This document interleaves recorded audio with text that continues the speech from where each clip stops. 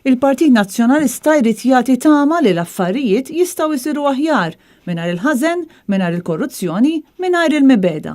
Hemm mod ieħor kif tista' tagħmel l-affarijiet da diġà rajnieh fil-passat u naħseb illi wkoll qegħdin kapaċi nruħ anki bit-tibdiliet illi nagħmlu hawnhekk. Inti tixxettel l-entużjażmu, mhux il-qtieħ ta' qalb meta tiġi sfida, inti turi li inti kapaċi tiffaċċja b'ċerta determinazzjoni. Naħseb il-każ klassiku, l-eżempju klassiku ta' dan huwa ir-reżiljenza ta' Adrian Delija, ġifieri minkejja dawk l-attakki kollha illi kellu f'din l-aħħar sena tarħem fuq quddiem jibqa' jiġġieled għal dik il-kawża illi jemmen fiha. Is-Segretarju Ġenerali tal-Partit Nazzjonalista Clyde Pooley kien fost il-mistiedna ta' Frank Bsajla fuq il-programm Iswed fuq l-Abjad fuq Net Television, fejn tkellem ukoll dwar l-isfidi li qed jiffaċċja l-Partit Nazzjonalista u dawk tal-Partit Laburista, anke fid-dawl tal-kuntratt kontroversjali tal-Vitals.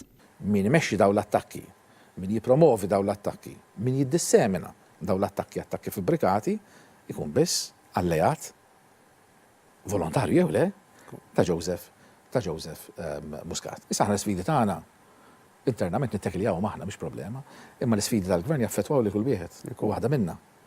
Hemmhekk tajna 3 sptarijiet pubbliċi tal-poplu, tat-taxxi tagħna, li l-kumpanija privata li niftakru li ma nafux minni din il-Vitals ma nafux minni.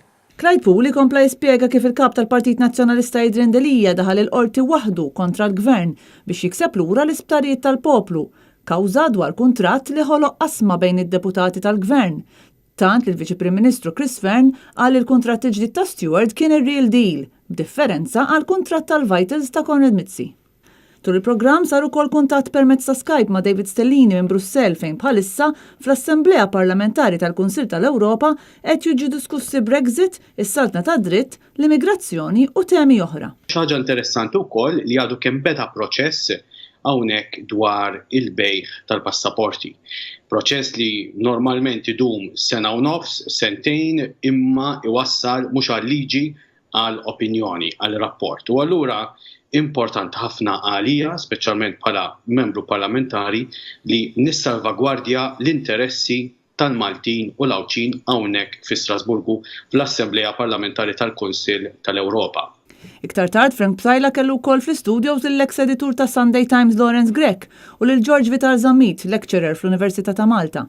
Fost oħrajn Grech qal li laqtu d-diskors ta' Adrian Delija fit-tmiem il-ġimgħa li hu qal laqat il-musmar fuq rasu meta sostna li min ma jivvotax fl-elezzjonijiet li jmiss ikun qed jagħti l-vot tiegħu lil Joseph Muscat. L-impostazzjoni għandha tkun differenti. L-impostazzjoni għandha tkun se tivvota għal xi ħaġa, mhux kontra xi ħaġa, se tivvota għal governanza tajba, se tivvota għal trasparenza fil-ħajja pubblika, se tivvota għal nuqqas għat-tmiem ta' dan nepotizmu, għat-tmiem ta' dal-Blue-Eyed Boys syndrome. Se tivvota kontra daw l-affarijiet li qed naraw kuljum iseħħu madwarna. George Vital Zammit tkellem ukoll dwar is-sitwazzjoni f'pajjiżna. Jiena dawn fejn inkwetawni ħafna, Frank, inkwetawni ħafna anki il-normi l-ġodda illi mbagħad kapaċi jidħlulek fis-soċjetà. Ħansemmilek każ illi jiena jkidni ħafna, jinkwetani ħafna huwa l-każ ta' Neville Gafà. Huwa każ fejn jiena twaħħaxt illi aħna xi ħadd jirrappreżenta l-Istat Malti mingħajr il-permess tal-Istat. George Vital Zammit kien qed jirreferi għaż-żjara ta' Neville Gafà fil-Libja, żjara li hu għamel f'isem il-Gvern Malti iżda lill-Gvern ċaħat li kienet żjara statali. Qed ikun allegat li l-iskop tal-iżjara ta' Gafà fir-realtà kienet biex jikkorrompi xhieda li għandhom jikxfu t-taħwit kbir fl-iskema ta' bejħ tal-viżas mediċi lill-Libjani.